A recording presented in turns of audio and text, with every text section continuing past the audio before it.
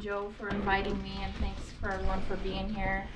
I just want to thank all of you too that if you participated this past spring with our in the spring of 2023 with our Creel survey. You might have seen myself, Stephen Haas, and Anna Hintz out there asking about fishing activities, and then also thanks to like Thomas Drosty, Jason Mata for helping us collect heads of walleye and their length so we could get like age and growth information.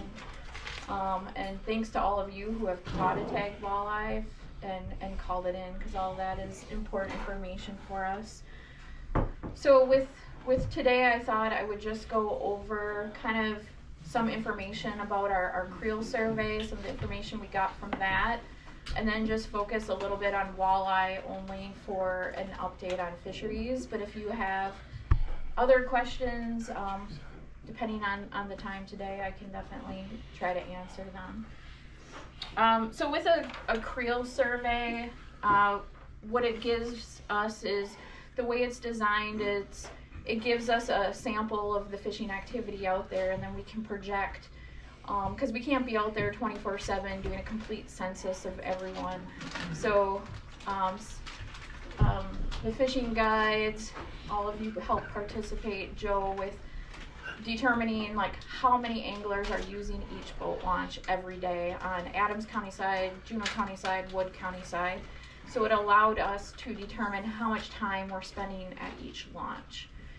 And then since we're there for a sample of time, we are there every single weekend, 3 days per week, chosen at random, morning shifts, night shifts, just during daylight hours. So the estimates that we get is kind of a conservative amount of the amount of fishing pressure out there, catch rates, harvest rates of the different fish.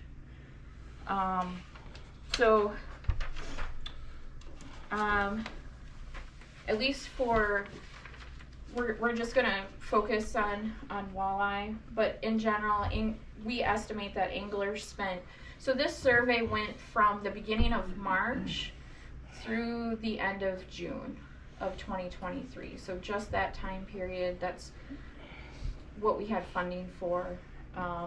So during that time, anglers spent 222,009 hours of fishing. That's 9.8 hours per acre for fishing Petenwell Lake during that March through June period. Petenwell Lake was the most heavily fished in May, 103,893 hours, and fishing effort was lightest in March, 5,649 hours. The Creel clerks were able to conduct 2,249 interviews throughout the survey. That's a lot of surveys or interviews.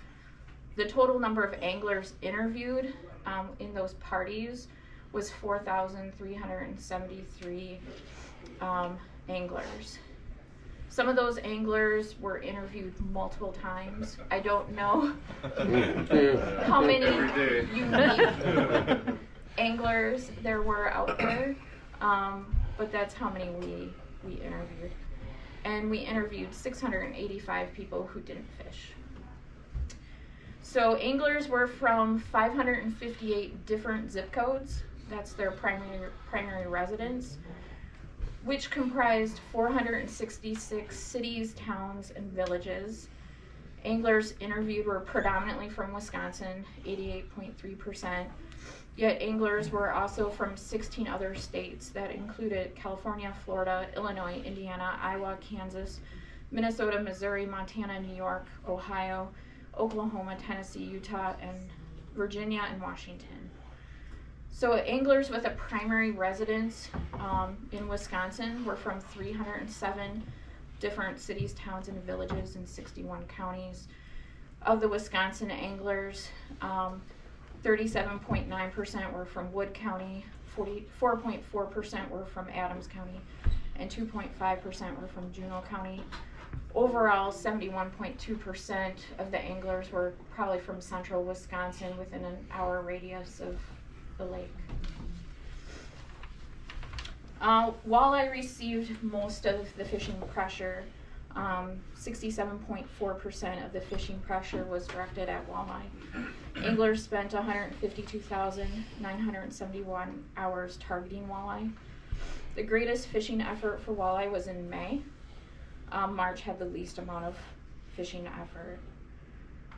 We estimate that a total of 115,840 walleye were caught, with a harvest of an estimated 15,122. The highest catch and harvest of walleye occurred in April. Anglers fished an average of 1.4 hours to catch a walleye and 10.4 hours to harvest a walleye. So anglers then released 100,718 walleyes. 82.6 of them were sublegal.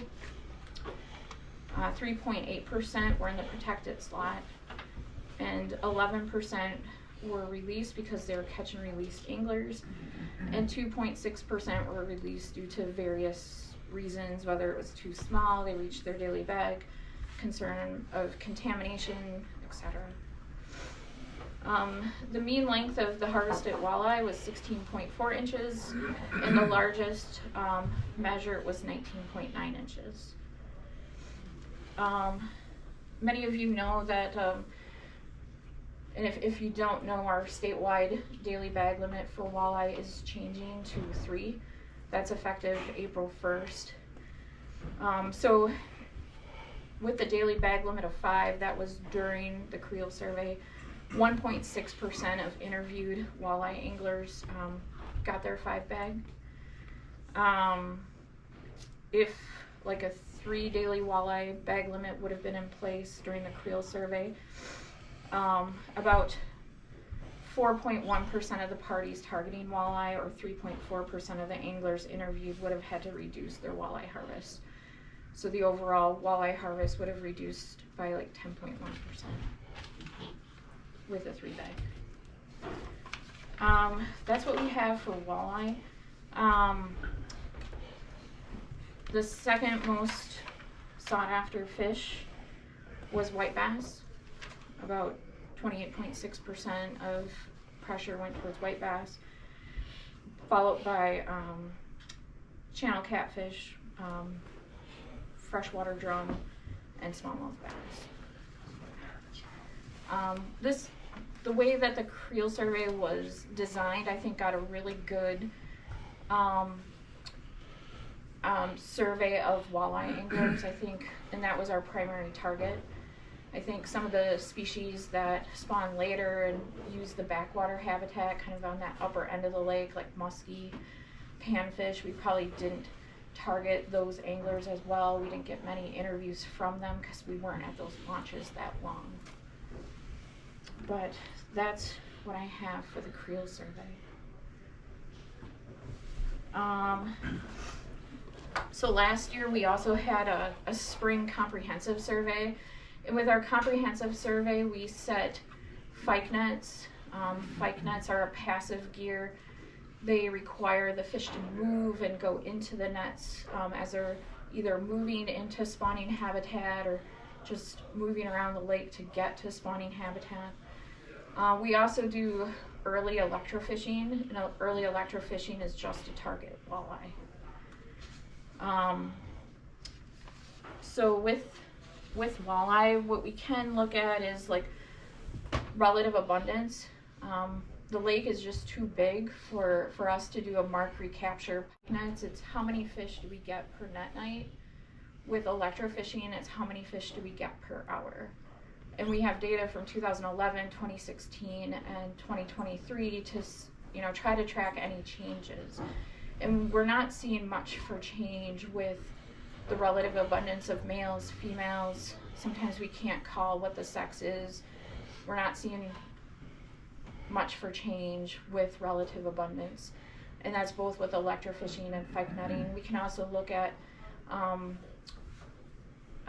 like size distribution, like our catch rates of fish that are less than 15, 15 to 19.9, 20 to 28, and over 28. And we're not really seeing much of a change with relative abundance of the spawning adult population those less than 15. With size structure, the size structure objective for Peatwell Lake,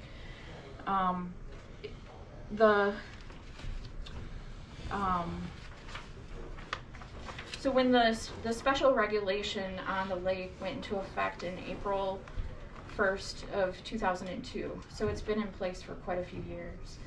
And what we wanted to do was what we were hoping with this regulation was that the percentage of fish that were 15 inches and larger would be 40 to 60%, and we're meeting that objective. In 2023 it was 55, in 2016 it was 44%, and in 2011 it was 62%. Another objective was how many fish are over 20 inches. Our objective was for there to be 14 to 40%, and last year it was 23%.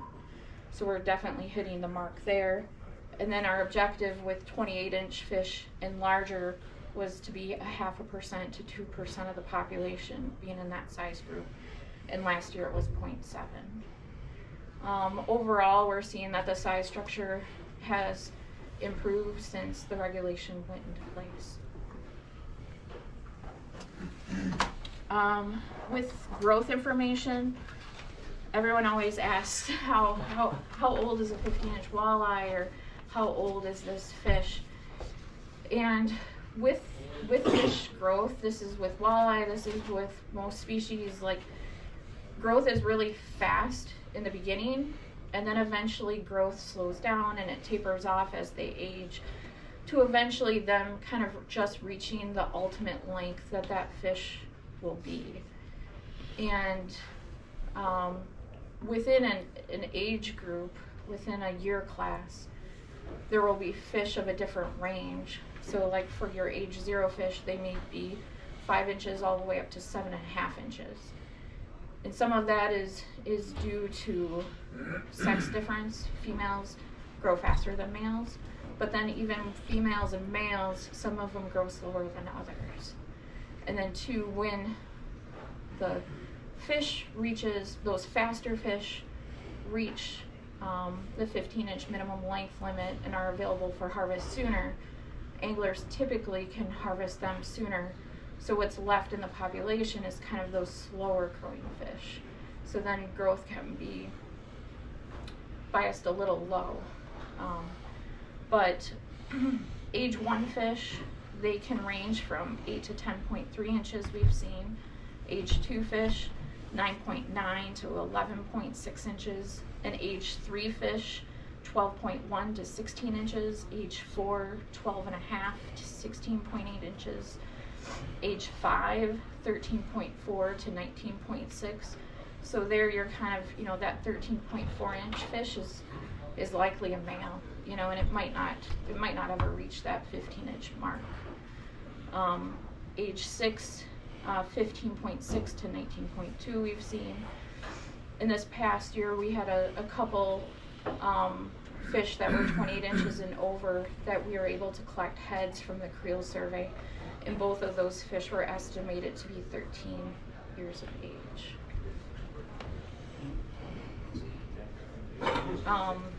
Like I said, thanks to Thomas and Jason for collecting heads for us. We use otoliths, which are a fish ear bone, and basically when we look at them under a microscope, it looks like annual growth rings, like a tree would.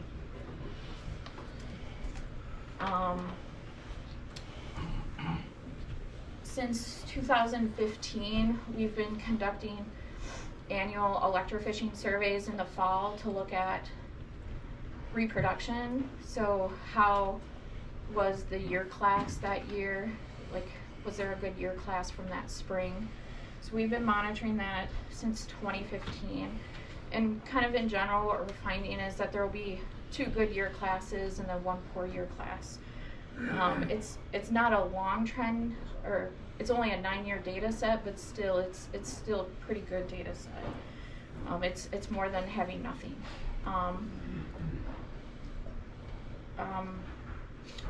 One thing that's a little concerning is in 2021 there was a really good year class, so then what we expect the next year is to see those fish survive to the next fall. So they'd be age 1+. They're not quite 2-year-old fish, but they were produced the previous spring, if that makes sense. And we expected there to be a lot of age 1+ fish, and there wasn't. In 2022, there was a really good year class of fish again. So we would expect those fish to be age 1+ in 2023, and we didn't see that. So it's just something that we're going to be keeping our eye on and monitoring, just to make sure that the walleye population is replacing itself. Sometimes though, like a really good year class will drive the fishery for multiple years, and then you'll get another really good year class that drives the walleye fishery.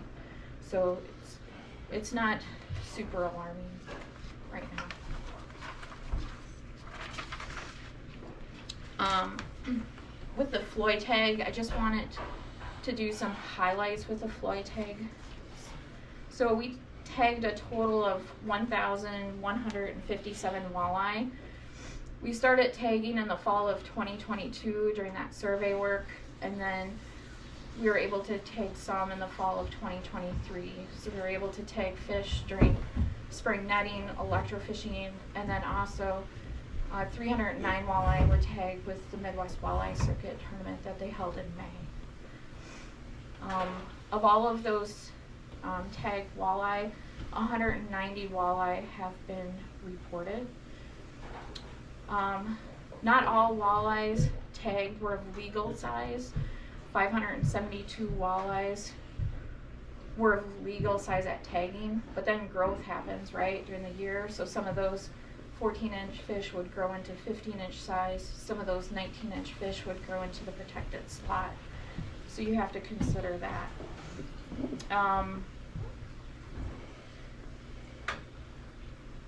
With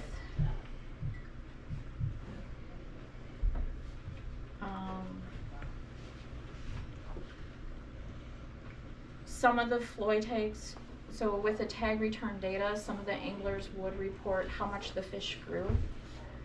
They would report what its length was, and then we could approximate how much it grew per day. So we could get about how fast a walleye on average is growing. So that was 0.004 inches per day. So looking at the period from October of 2022, from when we started tagging to just the end of this February of 2024, 730 walleye were legal to keep. And of those walleye, 112 were reported as harvested. We can estimate exploitation by simply dividing the number of tagged walleyes that were harvested divided by the number of walleye at large. But what we don't know is how many people is tag reporting 100%. If it was 100%, it would just be that simple. We don't know what the tagging reporting is. Some of you might be familiar of reward tag studies. I think they have one going on Green Bay right now. They've done some work on Winnebago where each reward tag is worth money, and the idea is if the value of that tag is high enough, 100% of people are going to call them in, and that's when you can kind of look at your tag reporting rate. That's a boat payment. I want to do that. So, but what we can do with this data is to estimate what exploitation rate would be at different tag reporting rate levels. And what we want to do eventually, I'm going to work with my colleagues, is just to model, you know, depending on what the exploitation rate is, how does that affect the walleye population. What we found with the exploitation information with the Floyd tags was that it was highest in April and May, followed by June, July, and October. It might have been higher in winter if we would have actually had winter? an ice fishing season. Going to Florida from now on. But overall, you know, the walleye population looks really healthy out there. There's some things that we'll be continuing to monitor, but yeah. Questions? Yeah. Do you guys stock at all artificially? Stock walleye? No, this is all natural reproduction. Typically, we've found that stocking on top of a population like that is all in our can have negative consequences. So we do not stock. Yeah. I have two things for you. Yep. Any speculation what happened to those 1-year-old fish following 21 and 22? No. Oh, sorry. And what's the forage situation? Yeah, so the forage situation, a lot of the walleye out there, they'll eat the perch. There's tons of shiners out there, different minnow species. Sheephead. Yeah, sheephead, freshwater drums, they'll eat those as well. So the forage base is really good out there. The same as normal, just every year pretty close to the same as far as forage base, or up or down? I can't say how it changes every year, but just based on the 2023 survey, like there's a lot of drum out there. There's a lot of forage, a lot of perch. Small stuff. And then when we do our fall survey work, a couple of our trend sites are in backwater habitat areas. And just since we've started doing them in 2015, it seems like there's been a lot of more aquatic plant growth, a lot more little perch, bluegill, crappie out there. How's the muskie population? Yeah, so muskie, I think it's doing well out there. I don't think our survey last year was effective with them. The drawdown made it hard last year. In 2016, when we surveyed, I would say it was like perfect river conditions, perfect flowage, like water level conditions. This year, or in 2023, when we surveyed, we got out there early in March. Even when it was like way too cold, I think water temperatures were like, what was it, like 38 degrees? I mean, our whole boat was icing up, so we couldn't stay out there too long. But we knew that all that snow from up north was eventually going to melt, and then our flows were going to go too high. So we usually can only shock up there around like 10,000 CFS. And I think by sometime in April, it was already at 34,000. So we could only shock below. And then the river, or the lake, was still low. They didn't bring it up until the beginning of May. Like in 2016, we had 4-foot nets, they're called.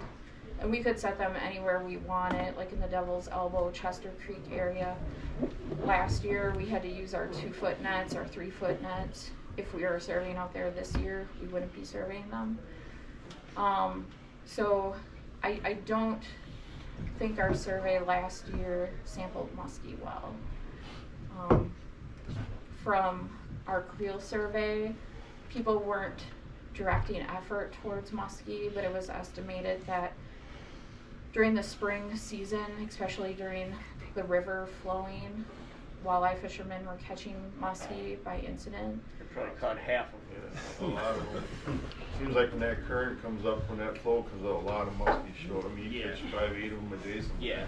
And muskies are, you know, they do like river, they do like flow. So, but it was estimated that anglers caught 288 muskies, and they weren't directing their effort towards muskies.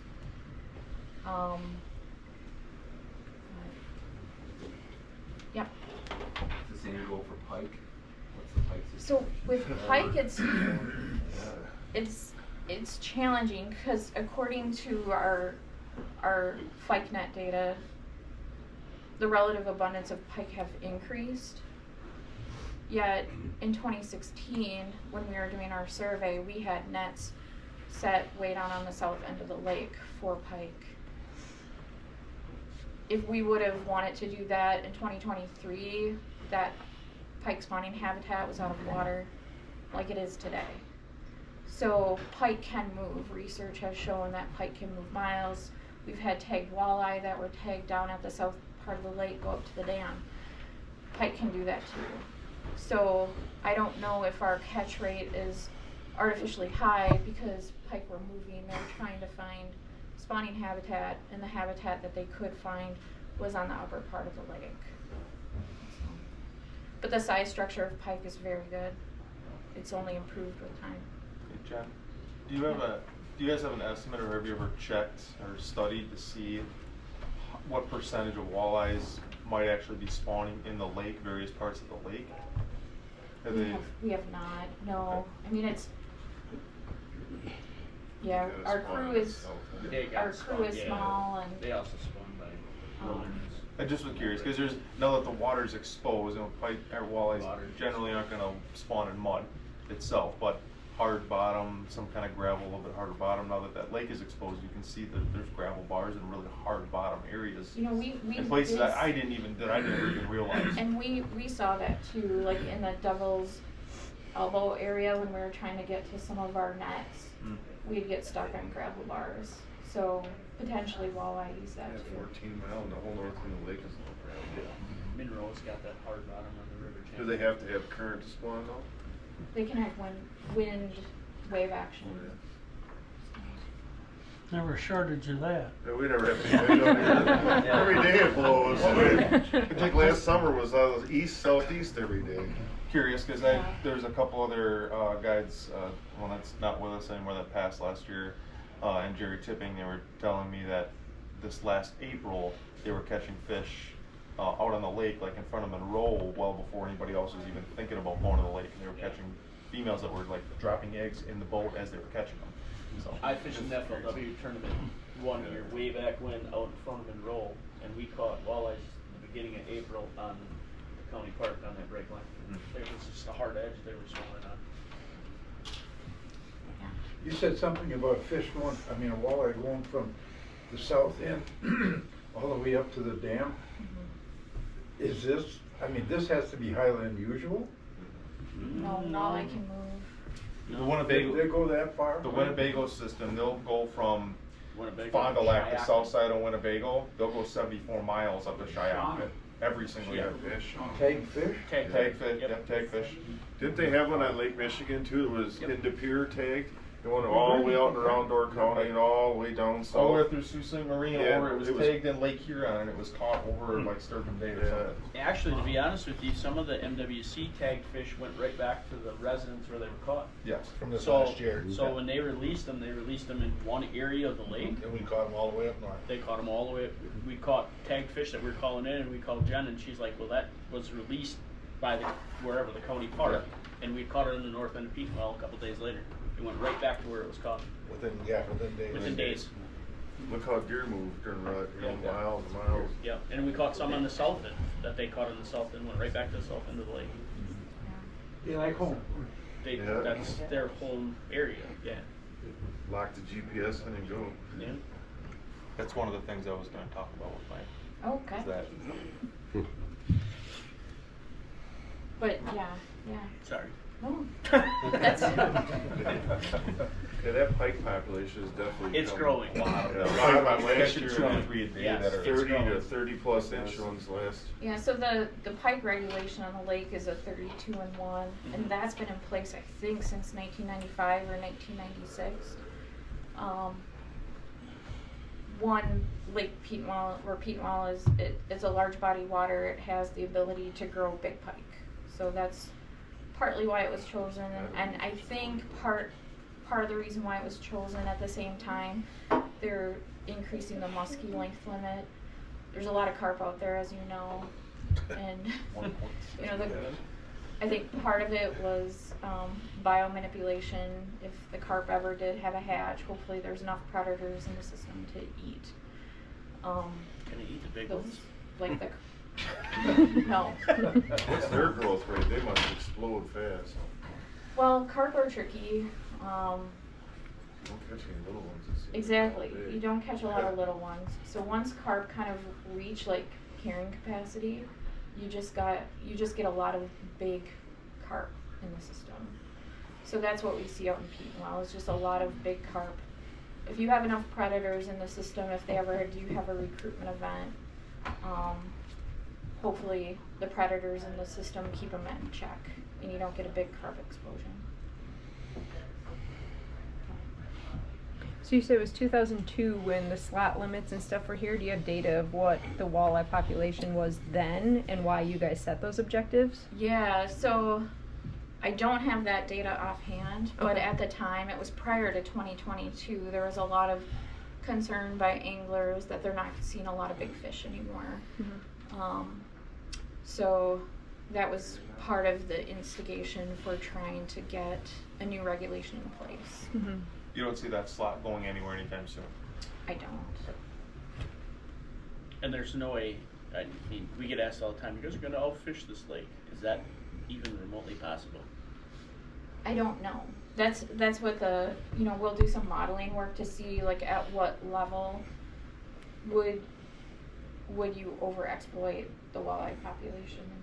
But you haven't seen a drop in over the last decade. According to that, you haven't seen much of a drop. It's pretty much staying the same. Obviously, like you and I have talked about this, and everybody's got that question, like how is the spawn going to be this year versus how was the spawn last year? The system isn't totally reliant on like every year having a good spawning event. Right. With walleye populations, you don't get a good year classically here. Some of the flowages have, below the dam, they have a half mile, 3/4 of a mile, down to a mile, 2 miles of where no fishing whatsoever in the spring of the year during spawn. Is there any possibility of that happening here? I mean, it's a consideration that could be discussed. Has it been considered? It's been brought up, but we haven't. That'd be a good one to bring up in the spring hearing. It'd be a good one to maybe have some advisory questions come out at the next spring hearing to see what walleye fishermen would be okay with. If we see that walleye exploitation is too high, there's multiple ways that you can reduce it. So I know a lot of people love to shore fish in Nakusa. Not everyone has a boat, so you have to think about that as well. They tried that in Nakusa years ago and that got shot down. Where they're going to go from Jim Freeman to the mill, no fishing allowed, but then because of walleye days and all the people that shore fish there. But I think with the three limit's gonna help. Yeah.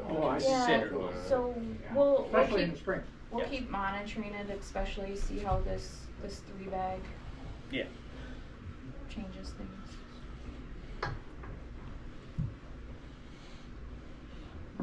Any other questions of Jen? Thank you. All right, thank you guys. Thanks for coming. We will be putting out some regulation signs this coming week. So we'll, someone generously donated. This is our sign, but they had them printed nice, just to help communicate that the bag limit has changed. So. Are you just doing that on Petenwell or is it Castle Rock and That's statewide. farther That's down? statewide. It's statewide, but we do have enough signs for Castle Rock, Petenwell, and a couple of the smaller flowages in Wood County. Lake Wisconsin? I get a lot of people asking about Lake Wisconsin. I can see if Nate wants a couple, so yeah. That'd be great. Okay, Thanks. sounds good. How about the Green Bay by O'Connell?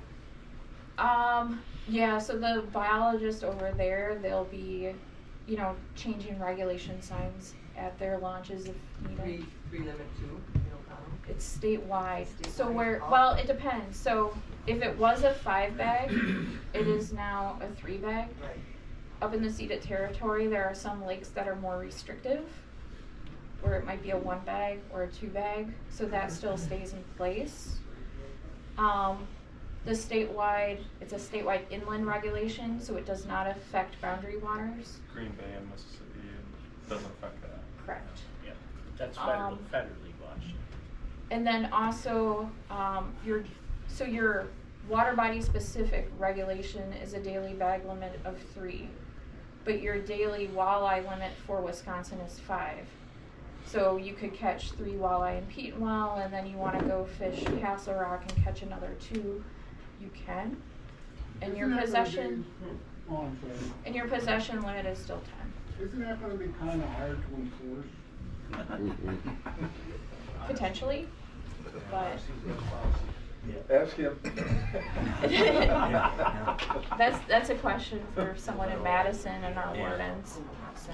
I think they'll run into the way they enforce it, because like she said, a lot of those lakes in northern Wisconsin are already like that. There's a lot of lakes that are 2 fish limit, but your state, you can have 5 per day, where you can go lake to lake to lake and do that.